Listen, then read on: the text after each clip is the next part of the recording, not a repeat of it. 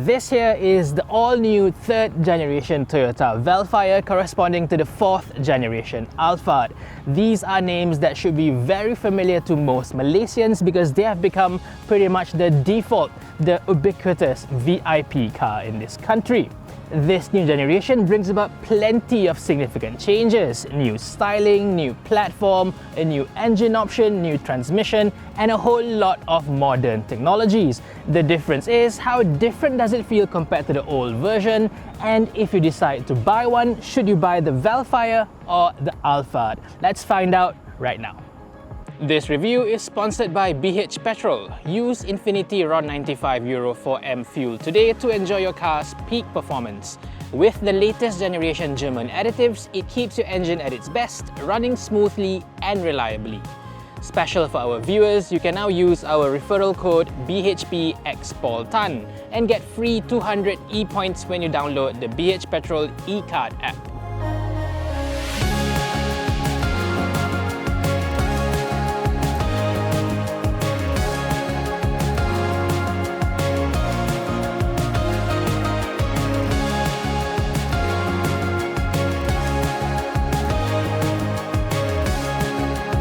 Let's get straight to the prices. Here in Malaysia, the Vellfire that you see over here is priced at 438,000 ringgit, while the Alphard is a full 100,000 ringgit more at 538,000. The bulk of the difference comes from the engine options. The Vellfire gets the tried and tested, or rather old, 2.5 litre naturally aspirated engine with a CVT, while the Alphard gets a brand new 2.4 litre turbocharged engine with an 8-speed direct shift automatic. The Alphard also gets the far more luxurious executive lounge package, which comes with a lot of upgrades inside. I'll get to that in a little bit. If $500,000 ringgit sounds way too expensive for a Toyota, well, I'm afraid that's just how UMWT has always priced the brand new Vellfires and Alphards here in Malaysia. And if you're planning to wait for more affordable recon models from Japan, there's one thing that you really need to know.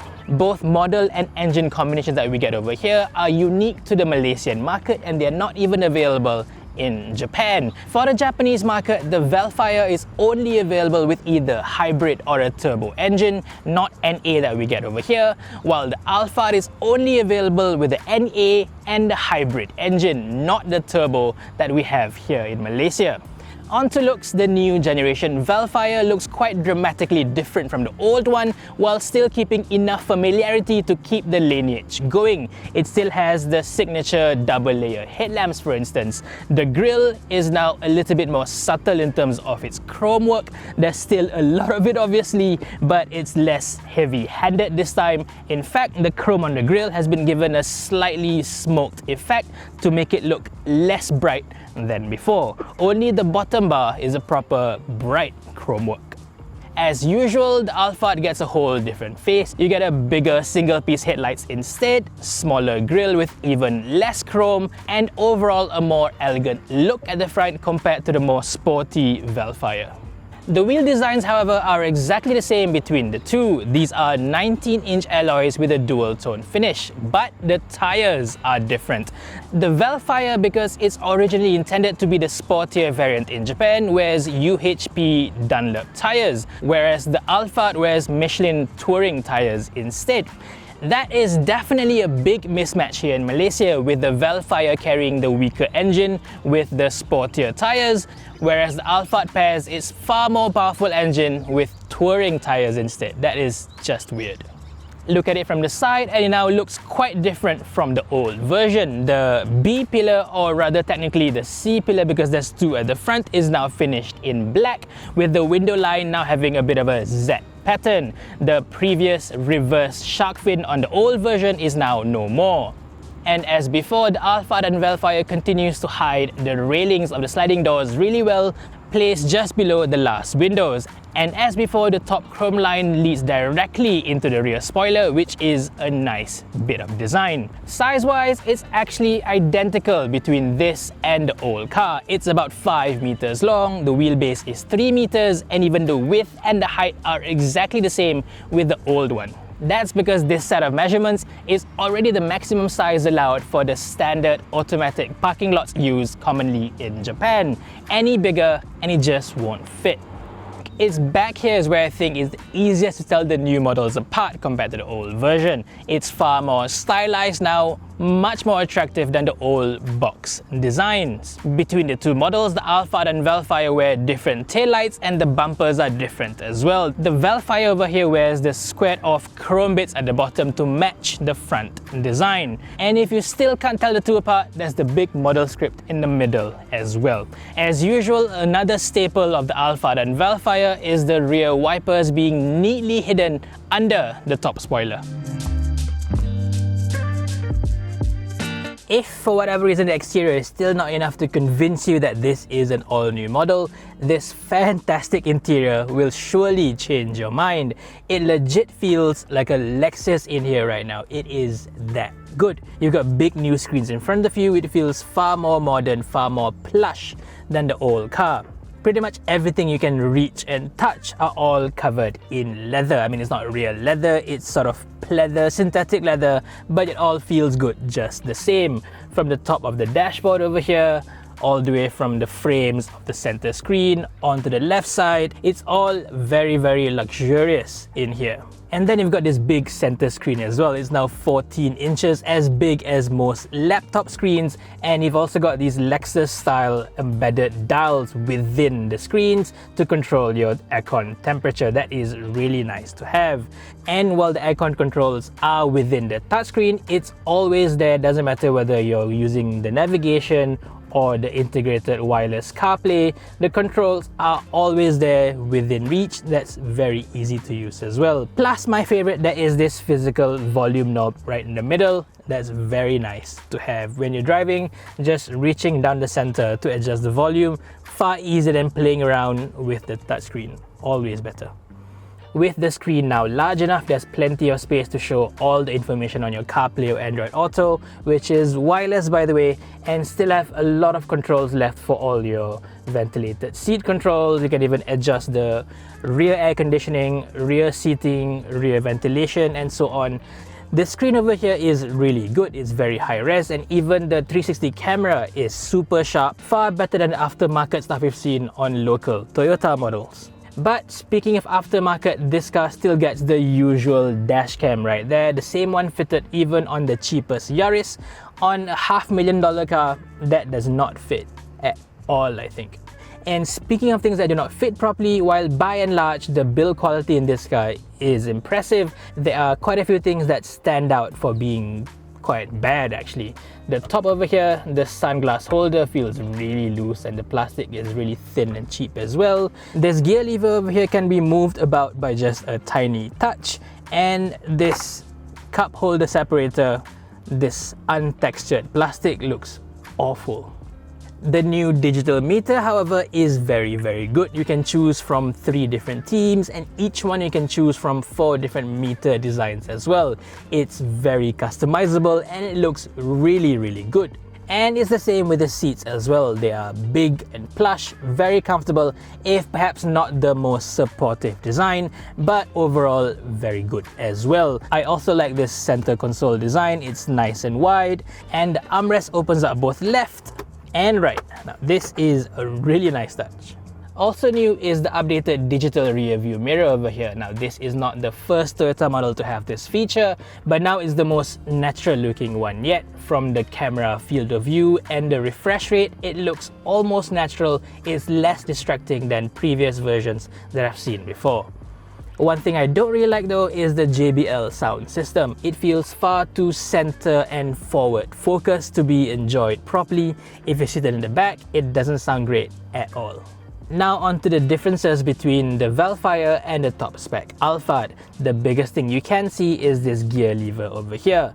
On the Vellfire is this big old school thing that moves far too much front and back, whereas on the Alphard it uses a tiny electronic shifter that matches the rest of the cabin far better.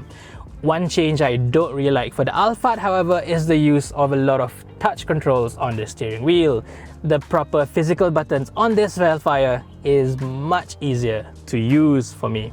Other than that, the leather used on the seats are also different. On the Vellfire, it's synthetic leather. On the Alphard, it's genuine leather. But to be honest, even the base one feels pretty good here too. And then you've got the wood panels. It's used very sparingly on the Vellfire. Over here, it's only on the steering wheel and a few panels on the rear doors, but the rest of the cabin is nice and dark, very plush. Whereas the Alphard uses far more shiny, cheaper looking wood panels all across the cabin. Again, I prefer what the Vellfire gets over here. Of course, both sliding doors are powered, but to actually get in is not that easy because the first step, as you can see, is quite high. Now, this car in Japan is available with an optional second deployable side step, so the first initial step is much easier to make. Unfortunately, we don't have that option here in Malaysia, so to get in, it's far from ideal, especially for kids and the elderly. But once you're inside, this is such a fantastic place to be, despite this being the base version. First things first, if you find it a little bit awkward to reach for the door handles on the side, there is a separate switch to close the doors at the top over here. That is so much easier to use. Up here is also where you'll find controls for the side shades which come down from the top, which is quite unique, plus the roof shades as well. As you can see, this has individual sunroof on each side of the passenger, so technically it can please both passengers. So for instance, if one passenger likes it fully dark like this and the person next to you likes it fully open, they can do that. But I've got to say that by having two sunroof in the back here, the actual opening is really small. I would have much preferred a big proper panoramic sunroof up top. You also lose out on the front sunroof on this new version. But the extra benefit of having this thick center panel, other than the controls, is that you can also have aircon vents right at the top blowing directly to your face. This feels far better than having vents down the center or the B-pillars and whatnot. This cools you down much more efficiently, I think. You also have plenty of lighting options, from ambient lighting in multiple colors, big LED lights to bathe the entire cabin in white light, or my favorite, real reading lights that you can move front or back, just like in a business class airline seat. In terms of space, as you can see, there's plenty of it, more than enough for you to lounge in the back here for long distances. This is such a great place to sit in, as I've mentioned before. But of course, this is with the center seats pushed all the way back. You can of course push it forward. There's a really wide range of adjustments over here to clear up more space for the last rows, which I'll show you in a bit, but you really don't have to compromise any of these 3 rows of seating. There is more than enough space for everyone in here. The seats can also be adjusted via these buttons within the shelves. As you can see over here, you can recline back, and you can even control the bottom ottoman support down there at its flattest position. This really does feel like a proper business class airline seat. Beyond that, you've also got access to a proper 3-pin household power plug down here, a big bin down there which is not lined in anything, so if you actually put anything that can roll around in there, it's going to rattle a lot, and another extra cabe bin down there, but I'm not sure exactly what you can fit down there. One last thing, the rear windows don't actually roll all the way down, but it's wide enough for politicians to wave at their rakyat and take photos, I suppose. As for the Alphard, it takes it up to a whole different level. With the executive lounge package, the seats are even wider. They've got a lot more electric adjustment controls, and there's even 2 individual hand phone of sorts that are placed right there that you can take out and adjust quite a lot of things. So you don't even have to reach out for all the controls within the cabin. You can do everything within that tiny screen right there. And of course, the Alphard also adds on a top-mounted LCD screen for rear passengers to watch on long-distance journeys. Getting into the last row seats isn't the easiest, having to squeeze between the 2 middle seats, but once you're in, it's actually really good back here. If anything, this is perhaps the most comfortable 3rd row seats I've ever experienced in my life. It is that good. Space is also very, very good, but it's also extremely flexible as well. You can adjust the middle row seats by pushing this lever over here, and then you can even push your own seat forward by pulling another lever. The level of flexibility and spaciousness in this cabin is just staggering. The last row bench over here is technically designed for 3 people with 3 sets of seatbelts to make it a 7-seater. But clearly, it works far better as a 6-seater on a 2-2 and 2 configuration. Once you fold down the center armrest over here, you get your own sort of captain seats even in the last row, and it becomes very comfortable back here. Beyond that, you've got your own sunshades to call on back here. You've got individual air conditioning vents, your own sunglass holder, and USB ports on either sides. While in most MPVs and 3-row SUVs, seated in the back, you feel like you're thrown into the cheap seats. On this car, it doesn't feel like you're being left out at all. I would happily sit in the back here, even for long journeys. One thing to note though, you only have 2 sets of ISOFIX anchors on the middle row on this car. There's none on the last row. Back here, there's a bit of an innovation from Toyota. As with most cars, there is a button in the middle here to open the boot up. But if you park too close to the wall or a different car, you may not have enough space to back away from the car for the tailgate to open up. That's exactly why they've placed these clever switches on both rear corners of the car to both open and close the tailgate. That is pure genius. Once open, as you can see, with the last row pushed all the way back, there's hardly any space for your duffel bags or even a backpack. But as I've shown you earlier, there's more than enough space inside that even if you push the last row all the way forward, there's still enough space to fit adults in each one of the 3 rows. Once you've done that, it opens up quite a generous amount of cargo room. You can stack up, stand up quite a few luggages back here, no problems at all. If you need even more space, as usual, you can just fold the seats and hang them on the sides to fit in slightly bigger items down the center. But because the seats themselves take up quite a lot of space on the sides, it's not quite the ideal vehicle to carry very big items. One thing that the Vellfire misses out on compared to the Alphard is a set of controls back here to electrically move the second row seats, but I don't think that's a big deal at all. And if you're wondering, the spare tire is right under the floor over here.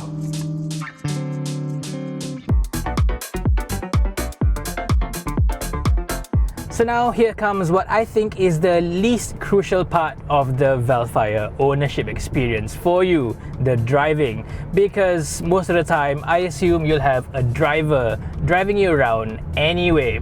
But I suppose even if you do have a driver, you will still be driving this thing over the weekends and so on, so you still want to know about it. So up front for the Vellfire is a really old, or as Toyota calls it, a tried and tested engine. This is the 2.5 litre naturally aspirated 4-cylinder engine, and it's the same one that has been around for just about 15 years now. It's the same one used in a really old Toyota Camry, the exact same one used in the previous generation Alphard and Vellfire as well. So this is a very familiar engine to a lot of Malaysians. What's new here is the transmission. So instead of a 6-speed automatic in the old car, you now get a CVT instead. So this 2.5 NA and a CVT combination is technically new, but we know that engine isn't new at all. So this engine here makes 182 PS and 235 Newton meters of torque, exactly the same as in the previous generation. But now with the CVT, you hear it a lot more, because anytime you press an accelerator, the revs just really shoots up really high, 4,000, 5,000, and then it just hangs there, and it's not a very pleasant experience. I mean, you'd think that a car like this, a big luxury barge, would be very refined, very quiet, very effortless to drive inside, but it's almost the complete opposite. It borderline feels underpowered. It's not exactly underpowered because the car actually moves, but you feel like the engine is struggling to make that forward movement. Anytime you press the throttle, the engine just shoots up as if there's not enough power in the lower range, which is not the case, because in the older car, same engine, even heavier weight, it can pull the car even at lower revs. Even if you're taking a simple highway exit cloverleaf like so, a little bit of throttle and the car already pulls 3,000-4,000 RPMs. Yeah, it's not a nice experience at all. And This CVT is one of the newer ones by Toyota, so it does technically replicate the up and down rev movements of a proper automatic transmission, but that only works on full throttle. So on full throttle, like so right now, engine screams up, but it gradually builds up and then there's a shift of sorts. It goes down and up again, so you do have that little bit of up and down movement to make it feel slightly more natural. But like I said, that only works for full throttle applications. But if you're driving the car normally, especially something this big, I think you'd hardly ever use full throttle on normal roads. And on half throttle, it just sticks to 3,000-4,000 and just stays there. You get that constant drone in the back, which is very, very unpleasant. I mean, the engine doesn't sound bad, it doesn't sound rough or anything, but that constant drone is not something you'd want to hear in a luxury MPV. I think the move from the old 6AT to a CVT is a bad one. Now, I know why they did it, I know why they made it. It's because of extra efficiency and extra power as well. So this car goes from 0 to 100, there is no official claim, but I've timed it at around 10.5 to 11 seconds, whereas the old version was about 12 to 13 seconds. So this is the quicker combination. But you know what? I'd prefer the old one still. And talking of efficiency, this car's fuel consumption is actually pretty good. Now, Toyota claims 9.1 liters per 100 kilometers, but in the real world, it's closer to 10. I've averaged exactly 10 liters per 100 kilometers, or 10 kilometers per liter, in fact, over about 450 kilometers of testing. That's not too bad considering this car's size and weight, and that's slightly better than the old version as well. So definitely this new powertrain with the CVT is both much faster and more efficient, but the overall driving experience, I think, is a bit of a downgrade.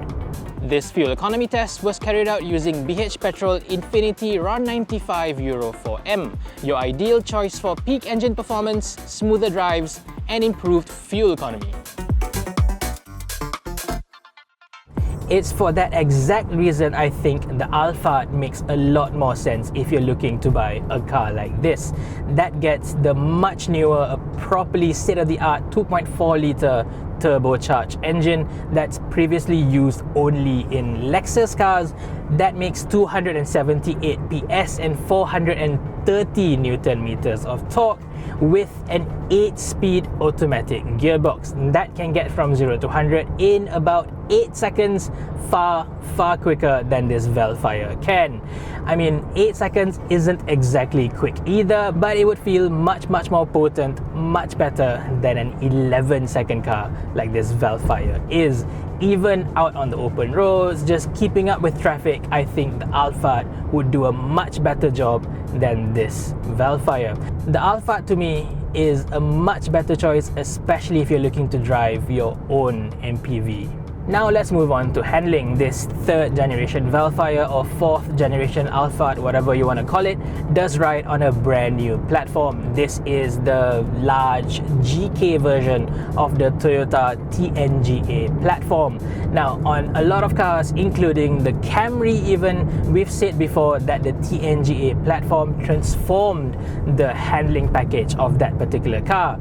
On this Alphard, it tries to do so. It's definitely a lot more agile, a little bit more athletic than the old barge, but it's still a big, tall, heavy MPV. It's not a dynamic sort of car at all.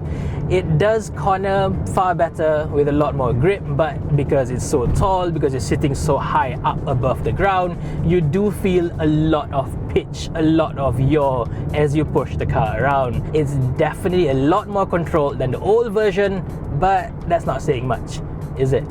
It's a lot better when it comes to outright comfort, but again, your experience will differ depending on where you're seated, whether you're seated in front here, in the second row, or in the last row. You all get very different ride comfort characteristics. And at the front over here, as the driver and the front passenger, it's actually very good. On the highways, it feels very planted, very stable. There's a lot less swaying around like in the old version, and especially at slower city speeds, the ride is very much more controlled, is a lot softer compared to the old version. There's a lot less of that annoying jitter and hard crashing that you get occasionally in the old car. This feels like it's been developed a lot more than the old one. But the best seat in the house remains the two captain middle row seats, because you are seated sort of in between the two axles. You are sitting at the furthest point away from all the movements from the tires and the wheels, so you are the least disturbed across all three rows. I think the ride comfort in the middle row is no less than excellent. It is one of the absolute best riding cars out on the roads today, which is extra impressive considering this car rides on standard passive dampers without looking at ultra complicated, possibly unreliable air suspension and so on. For long distance journeys, the middle row seats remains one of the absolute best, most comfortable seats on any car, any brand, at any price today. The last row is a bit of a mixed bag. As usual, it's the least comfortable of the three rows over here, because technically you're seated just above the rear axle. You feel a little bit more of the tire movements through bumps and so on. But having said that, it is still one of the better riding, more comfortable third row seats in any big MPV or three row SUVs I've tested yet.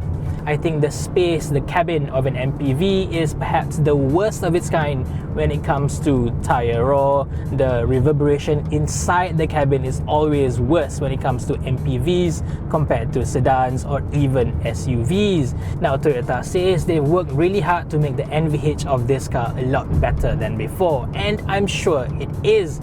But even then, you still hear too much of the road noise coming in, a little bit of wind noise coming in above 110, 120, which isn't great. So I think in terms of refinement, there's still some improvements to be had there. One thing to note though is that we are driving the Vellfire over here with, like I mentioned, the UHP Dunlop tires, which are not known to be the best when it comes to road noise, tire roar, refinement and so on. Perhaps the Alphard with the Michelin touring tires will prove far more refined. I certainly hope so. One last thing is the ADAS system. This car gets the very latest Toyota Safety Sense 3.0, and this gets the most updated calibration for the adaptive cruise control, active lane keep assist and so on. So this car can technically drive itself for a full level 2 semi-autonomous driving, and you know what? It's actually one of the best systems I've tried on local roads yet. You can actually customize how it works. You can set how aggressive it should accelerate back to its intended speed. You can set how much it should slow down to take corners, and it works really well even on our very poorly marked roads here in Malaysia. The only issue though, every time it starts to accelerate on its own because of the CVT, you really hear the engine struggling. That again is not a nice thing to hear. So that's my full review of the new Toyota Vellfire here in Malaysia. I've got to say that this is a very good luxury MPV. It's super spacious, ultra comfortable, and that new interior is a massive improvement over the old car. Plus, the updated ADAS system is one of the absolute best in the business right now. But having said that, the NA engine with the CVT does feel borderline underpowered for Malaysian roads, and the refinement in the car, especially seated in the back, could do with some improvements. If it's me looking for a car like this, I would definitely consider getting the Alphard instead.